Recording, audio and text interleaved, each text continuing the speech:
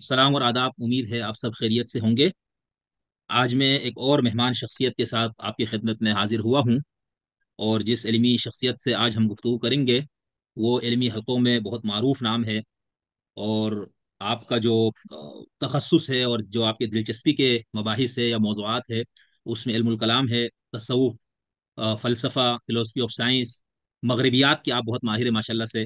تصور علم، مابعد الطبیعات، اور اسی طرح معاشیات یعنی اسلامک اکنامکس، بینکنگ وغیرہ۔ تو ان تمام جہات پر ڈاکٹر صاحب کا کام ہے۔ تو میرے ساتھ موجود ہے محترم جناب پروفیسر ڈاکٹر محمد زاہد صدیق مغل صاحب۔ ڈاکٹر صاحب سے ہم ویسے تو اس وقت متعارف ہوئے جب ہم نے ماہنامہ شریعہ میں ڈاکٹر صاحب کے مضامین پڑھے، اور پھر فیس بک وغیرہ اور سوشل میڈیا کی مہربانی سے ڈاکٹر صاحب کو براہ راست مسلسل روزانہ تقریباً پڑھنے کا اتفاق ہوتا ہے،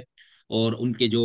موضوعات جن پہ وہ لکھتے ہیں تو وہ بہت ہی مدلل اور بہت علمی آپ کی تحریریں ہوتی ہے۔ آپ کئی کتابوں کے مصنف ہیں۔ اب میرے سامنے میرے پاس ڈاکٹر صاحب کی کتاب، بہت اہم کتاب ہے یہ، مقالات تفہیم مغرب، کلامیات و علمیات، اور یہ میں جتنے بھی میرے دوست احباب جاننے والے یا اسٹوڈنٹس ہیں، چاہے ان کا تعلق کسی بھی فکر فلسفے سے ہو، مذہب سے ہو، الہاد سے ہو، ان کو میں یہ کہتا ہوں کہ اس کتاب کو ایک بار لازمی پڑھیں، بہت کچھ آپ کو اس سے ملے گا۔ اسی طرح ابھی آپ کی گزشتہ دنوں ایک کتاب آئی، انعقاد خلافت اور ولی عہدی، اسلام یا جمہوریت، اس پہ آپ کا کام ہے۔ اسی طرح شیخ اکبر محی الدین ابن عربی علیہ رحمہ کے اوپر آپ نے اور میرے استاد محترم ڈاکٹر محمود صدیقی صاحب کی مشترکہ کاوش سے اتنی ضخیم کتاب وجود میں آئی ہے، اور جو لوگ شیخ اکبر کو سمجھنا چاہتے ہیں، اور خاص طور پر جو ختم نبوت کے حوالے سے یا ہمارے محترم جناب جاوید احمد غامدی صاحب حفیظ اللہ یا ان کے ماننے والے،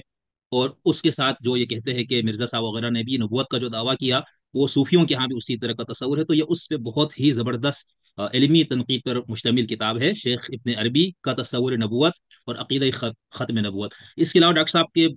مختلف جو مجلات ہیں علمی، ان میں ڈاکٹر صاحب کے مختلف موضوعات پر مضامین شائع ہوتے ہیں، پاکستان بھر سے شائع ہونے والے علمی جرائد اور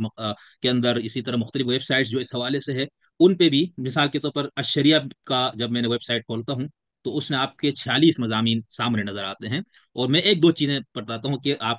کن موضوعات پہ ماشاء اللہ سے، جیسے مسئلہ جبر و قدر، متکلمین کا طریقہ بحث، صوفیہ، مراتب وجود، اور مسئلہ وحدت الوجود، یہ دو تین قسطوں میں ہے۔ اسی طرح صفات متشابہات پر متکلمین کا مذہب تفویض، وہ ائمہ سلف، بہت مشکل موضوع ہے یہ بھی علم کلام میں۔ مسائل تحسین و تقبیح، معتزلہ، ماتریدیہ و اشاعرہ کے موقف، یعنی اکثر آپ کے جو مضامین ہیں وہ جدید مسائل اور علم الکلام سے متعلقہ خاص طور پر۔ اس کے علاوہ آپ نے معاشیات اور بینکنگ وغیرہ پر بھی، اور جو آپ کی باقی جو کتابیں چھپی ہوئی ہے وہ چونکہ میرے پاس موجود نہیں ہے تو میں نے اس لیے ان کا نام نہیں لیا۔ تو ڈاکٹر صاحب میں آپ کا بہت زیادہ مشکور ہوں، بہت شکر گزار ہوں کہ آپ نے مجھے ٹائم دیا، اور میں کافی عرصے سے میری تمنا اور خواہش تھی کہ میں آپ سے اس موضوع پر کچھ گفتگو کروں۔ وعلیکم السلام۔ سب سے پہلے شبیر صاحب آپ کا بہت بہت شکریہ کہ آپ نے مجھے گفتگو کے لیے انوائٹ کیا۔ آپ ماشاءاللہ بہت اچھا یہ کام کر رہے ہیں۔ جو واقعی اہل علم لوگ ہیں ہم تو بس ایسے بھرتی کرتے ہیں۔ آپ ان کے خیالات کو جمع کر رہے ہیں، اہم سوالات ان کے سامنے رکھتے ہیں، تو اس سے یہ ہے کہ طلباء کے سامنے مختلف پوائنٹ آف ویوز آ جاتے ہیں کہ جی، ایک ہی سوال کے اوپر کس کس طرح سے لوگ اس کو دیکھ رہے ہیں، تو یہ بہت آپ کا ایک اچھا ماشاءاللہ یہ ایک کاوش ہے، بہت اچھی کاوش ہے یہ۔ تھینک یو سر، بہت مہربانی۔ سر جب میں نے آپ کی یہ کتاب پڑھی اور اس سے میں نے اپنے حساب سے کچھ حاشیے اور کچھ نوٹس وغیرہ بھی میں پڑھتے ہوئے چیزیں رکھی، تو اس وقت بھی مجھے یہ تمنا تھی کہ یہ اتنے اہم اور مشکل موضوع پر آپ اس انداز سے آپ نے کام کیا، اور جس کلیئرٹی کے ساتھ آپ چیزیں بیان کرتے تو براہ راست آپ سے مستفید ہونے کی خواہش تھی۔ تو ایک تو یہ، اور دوسرا ابھی گزشتہ دنوں ہمارے بہت ہی محترم صاحب علم و دانش شخصیت محمد دین جوہر صاحب کے ساتھ بھی آپ کا ایک سلسلہ شروع ہوا تھا، وہ رک گیا، پتہ نہیں چلتا، تو بہت اچھا تھا۔ تو وہ بھی اسی سے متعلقہ باتیں تھی۔ باقی بھنڈر صاحب جیسے جو بالکل ہی الہادی نقطۂ نظر کے، ان سے بھی جب آپ ان کی چیزوں کو بھی لیتے اور بات کرتے ہیں، تو مجھے یہ تھا کہ میں ذرا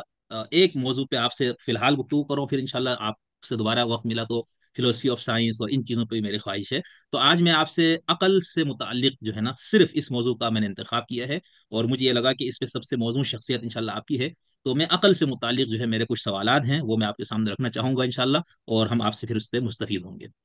انشاءاللہ جی، جو ہماری کیپیسٹی ہوگی انشاءاللہ کچھ اس پر عرض کریں گے۔ ٹھیک۔ اچھا سر، سب سے پہلے میرا سوال یہ ہے کہ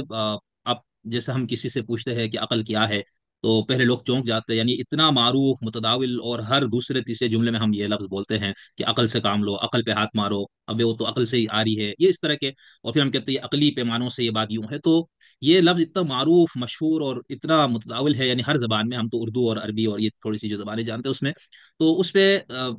کیا میں نے یہ جو موضوع لیا، تو کیا اس کی ضرورت ہے؟ یعنی کیا عقل پر بحث یا گفتگو آپ سمجھتے ہیں اس کی ضرورت ہے؟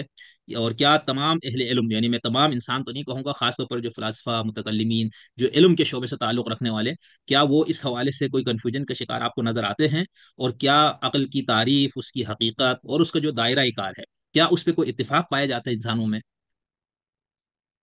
بہت آپ نے مناسب سوال سے بات شروع کی ہے کہ کیا واقعی اس موضوع پر کوئی گفتگو کی ضرورت بھی ہے یا نہیں.